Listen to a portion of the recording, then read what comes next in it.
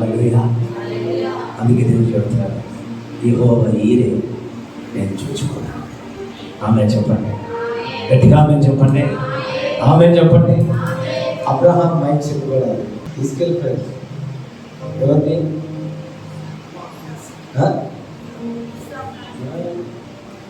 ఎంత ధైర్యం అంటే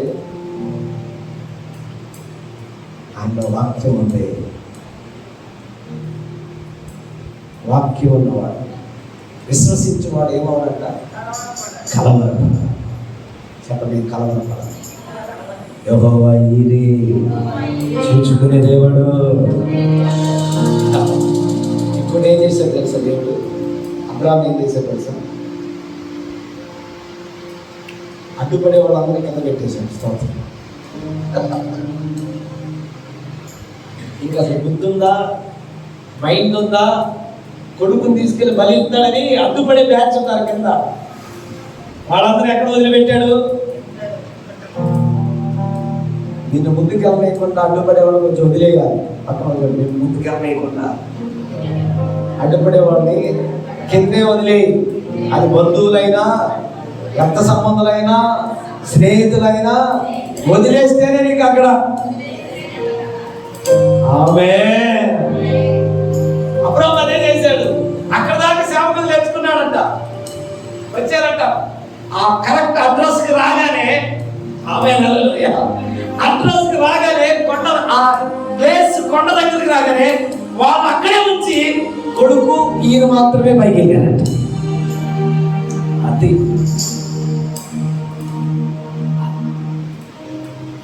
ఆ వాక్యం అంత పనిచేసింది. ఆయన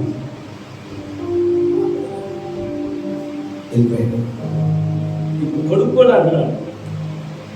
కొడుకే అన్నాడంటే వాడు ఎంతమంది అడిగా, ఎంతమంది వెనకాల లాగి ఉండవచ్చు. వాడు వచ్చుంటే, స్తోత్రం, వాళ్ళు వచ్చుంటే కొడుకే అన్నాడు. ఇప్పుడు నానా కట్లు ఉన్నాయి, అగ్ని ఉన్నాయి, మరి వదిలేదు కదా. ఈయనే అన్నాడంటే చుట్టూరు ఉన్న వాళ్ళు ఇంకెళ్ళి అడుగుతారు.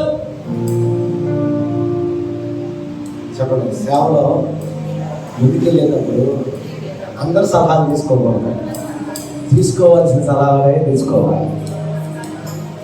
అమ్మ సలహా, నాన్న సలహా, అక్క సలహా, అత్త సలహా సేవలో తీసుకున్నావు అంటే నువ్వు వాడే ఉంటావు. జీవితంలో ముందుకు ఒక్క అడుగు కూడా వేయలేదు. తీసుకోవాల్సిన వాళ్ళ సలహా తీసుకోవాలి. కొట్ట చప్పట్ల. ఎందుకంటే ఇది మనుషుల కార్యము కాదు, ఇది దైవ కార్యము. ఇది దైవ కార్యము కనుకే అబ్రాహాము వాళ్ళందరినీ అక్కడ పడేసి ఎస్ చూచుకోను అక్కడ అన్నాడు. ఆల్రెడీ ముందే ఇస్సాకుతో, యెహోవాయే చూచుకోను, పరా నీ భార్యతో, నీ పిల్లలతో, నీ భర్తతో ఈ మాటను వాడితే నీ సేవలో అన్ని ఆయన చూసుకుంటాడు. నోరు తెరితే ఆ మాటను మనకెట్లా యెహోవా చూచుకొనును, మనం ఎట్లా యెహోవా చూచుకొనును, అదెట్లా యెహోవా చూచుకొనును, ఇదెట్లా యెహోవా చూచుకొనును. ఎందుకంటే వెళ్ళమన్నది ఆయనే, బలిమన్నది ఆయనే, అర్పణ చేయమన్నది ఆయనే. ఆయనే కాబట్టి ఆయనే చూచుకుంటాడు. సేవ కూడా అంతే. ఇస్సాకును బలించినట్టే మన జీవితాన్ని, మన కుటుంబాన్ని, మన కార్యాలను, మన ఇష్టాలను, మన కోరికలన్నిటి బలిగా అనిపించేదే సేవ. ఇష్టమైన కొడుకండి దేవుడు అంటాడు, ఇష్టమైన ఊరు వదిలేసి వెళ్ళిపోమంటాడు, ఇష్టమైన పని వదిలేయమంటాడు, ఇష్టమైన ప్రాంతాన్ని వదిలేయమంటాడు, ఏరియాను వదిలేయమంటాడు, లేకపోతే వృత్తిని వదిలేయమంటాడు. ఏది మనకు మంచిగా అనిపిస్తుందో దాన్ని వదిలేయమంటాడు. అది బలిపీఠ మీదకి వచ్చినప్పుడు దానికంటే శ్రేష్టమైనవి నీ కొరకు దేవుడు సిద్ధపరచుతున్నాడు. ఈ నెలలో నీ జీవితాన్ని యేసయ్యకి సమిష్టిగా అప్పగించుకో. అన్ని దేవుడు చూసుకోబోతున్నాడు, అన్ని మార్గాలు తెరవబోతున్నాడు, అన్ని ద్వారాలు తెరవబోతున్నాడు, అద్భుతమైన కార్యాలు జరగబోతున్నాడు. నీ మనసును పరిస్థితుల చేత దాడి చేయించుకో. మాకు నీ మనసును వాక్యం చేత దాడి చేయించుకో.